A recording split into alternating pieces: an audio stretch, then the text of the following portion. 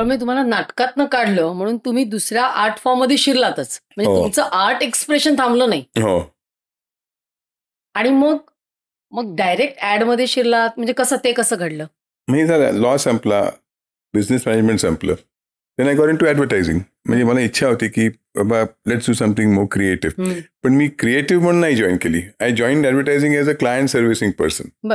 म्हणजे आमच्या ॲडव्हर्टायझिंगमध्ये different departments असतात की एक माणूस जो क्लायंट लावून भेटतो, त्याच्याकडे ब्रीफ घेतो आणि एजन्सीमधनं काम करून त्याला परत प्रेझेंट करतो. हा जो माणूस असतो, म्हणजे ही जी व्यक्ती असते, त्याला क्लायंट सर्व्हिसिंग एक्झिक्युटिव्ह म्हणतात. I join age a client servicing executive. म्हणजे करताना आय रिअलाइज की I can think of ideas for my clients. मग मी इन्स्टेड ऑफ कमिंग आणि क्रिएटिव्ह लोकांना ब्रीफ करण्याच्या ऐवजी मीच लिहायला लागलो ॲड्स. आणि ते क्लायंट्स ॲक्सेप्ट करायला लागले. मग we had a easy time with that. So I became both, म्हणजे क्लायंट सर्व्हिसिंग आणि क्रिएटिव्ह दोन्ही मी चालू केलं. आणि मग that continued throughout my career. मी दोन्ही करायचं. मग हे आता आपण जे बिलबोर्डवर अमूलचं बरंच काय काय वाचत असतो, फार फेमस आहे ते तुम्ही सुरू केलं का? नाही, अमूल माझ्या आधीच, म्हणजे अमूल लोकांना खूप माहित नाही की अमूल म्हणजे शब्दाचा अर्थ लोकांना माहित नाहीये. अमूल म्हणजे AMUL, म्हणजे आनंद मिल्क युनियन लिमिटेड, हे अमूलचा फुल फॉर्म आहे. तर माझ्या आधी ती कॅम्पेन होती, होर्डिंगवर कॅम्पेन करायचे, ती लाईन पण होती, ती मुलगी पण होती अमूलची, त्यांनी क्रिएट केली होती. आणि मिस्टर डिकुना म्हणून आमचे जे चेअरमन तेव्हा होते, त्यांनी ती लाईन लिहिली होती. आणि आधी चालू होतं खूप वर्ष. तर माझं कॉन्ट्रीब्युशन त्याला म्हणजे I think I Indianise the Amul girl.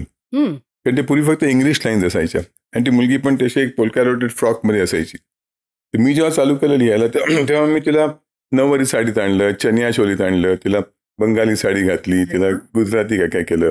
आणि आय स्टार्टेड रायटिंग. मग मी मुंबईत किंवा दादरला मराठीमध्ये लिहायचो, किंवा पुण्यामध्ये अहमदाबादला गुजरातीमध्ये लिहायचो, की चेन्नईमध्ये तामिळमध्ये लिहायचो. त्यामुळे that entire campaign became Indianised.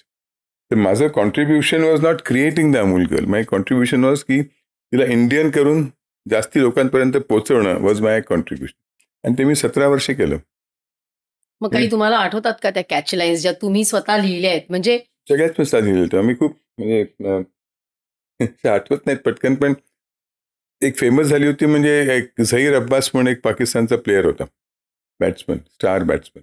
आणि तो आपली एक पाकिस्तान इंडियाची एक क्रिकेट सिरीज चालू होती पाकिस्तानमध्ये, आणि तो प्रत्येक मॅचमध्ये सेंचुरी मारायचा आपल्या अगेन्स्ट.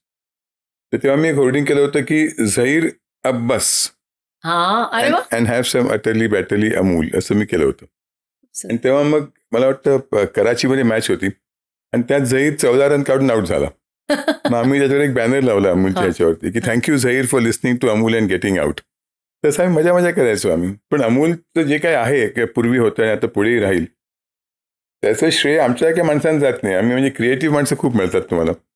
डॉक्टर कुरियन जे अमूलचे हेड होते, तसा क्लायंट तुम्हाला मिळत नाही जगामध्ये. हा एकच क्लायंट असा आहे जो म्हणाला की मला जाहिरातीतलं काही कळत नाही, मला तुम्ही दाखवू नका काय करता येते, go and do what you want to do, फक्त make sure that our product sells. म्हणजे मी काही करायचो, कारण दाखवायची. There was no client to approve. आता आपण इथे बसलो आहोत, समजा एखादी मॅच चालू आहे, कुणीतरी सेंचुरी मारली, if I can think of a line, म्हणजे ऑफिसला फोन केला असता की अशी लाईन आहे, असं असं ड्रॉइंग कार्ड आणि होर्डिंगला स्कॅफोल्डिंग लाव, आणखीन व्हाईट वॉश करून ठेवून दे, मी रात्री येतो, आपण रात्री पेंट करूया. म्हणजे उद्या सकाळी तुम्ही पेपरात वाचेपर्यंत की आज कोणी कोहलीनी किंवा कोणी सेंचुरी मारली, they would be a joke on an Amul hoarding on that. आणि लोकांना कळायचं नाही की असं कसं होतं, म्हणजे रात्री तुम्ही पेंट कसं करता ते. त्याला कारण डॉक्टर कुरियन होते की आम्हाला क्लायंट लावून दाखवा, त्यांचं अप्रुव्हल घ्या, हे कायची गरज नसायची. त्यामुळे अमूल बिकेम फेमस. मग मी अमूलचे सगळे प्रॉडक्ट्स लॉन्च केले. मी अमूल बटर केलं, नंतर मी मिल्क, दही, लस्सी, छास, मिल्कशेक, न्यूट्रामूल सगळं मी लॉन्च केलं. मग ते पुढे चालत गेलं. आणि मग आणखीन कुठल्या ब्रँड्सवर तुम्ही, म्हणजे त्याच्या मागे भरपूर काही इंटरेस्टिंग करंट स्टोरीज मी ऐकली. आम्ही पार्लेची सगळी लॉन्च केली brands. Frooti, Happy, Bailey, Thums Up 500. नंतर टाटा टीचे सगळे जे चहा मार्केटमध्ये आहेत ते मी लॉन्च केले. नंतर मी Good Night mosquito repellent launch केलं, मी हिट लॉन्च केलं. ही तुम्ही दिलीत नावं मी दिली, आणखीन कॅम्पेन्स पण मी केले. आणि मी टाटा सॉल्ट, टाटा नमक लॉन्च केलं, टाटा डिटर्जंट लॉन्च केलं, टाटा सिमेंट लॉन्च केलं. मी ब्रिटानिया ब्रेड, आणखीन ब्रिटानिया केक्स लॉन्च केले. मी Bank of India, State Bank of India, LIC, Exim bank, यांची कामं केली. नंतर पुढे मी मग नेस्ले, मॅगी, नंतर लॉरियाल, गार्नियर यांची कामं केली. मी आहेत व्हरायटी ऑफ थिंग. हे मल्टीनॅशनल्स बरोबर मोस्टली तुम्ही कामं केली? ते नंतर केली मी. म्हणजे ओके. आम्ही जेव्हा सुरुवातला मी कोलॅबोरेटेड विथ अ मल्टीनॅशनल एजन्सी. मग तेव्हा आमचे सगळे मल्टीनॅशनल ब्रँड्स पण आले. पण त्याआधी आमचे सगळे इंडियन जे ब्रँड्स होते ते all the big brands we handle. ही क्लिप शेवटपर्यंत बघितल्याबद्दल खूप खूप धन्यवाद.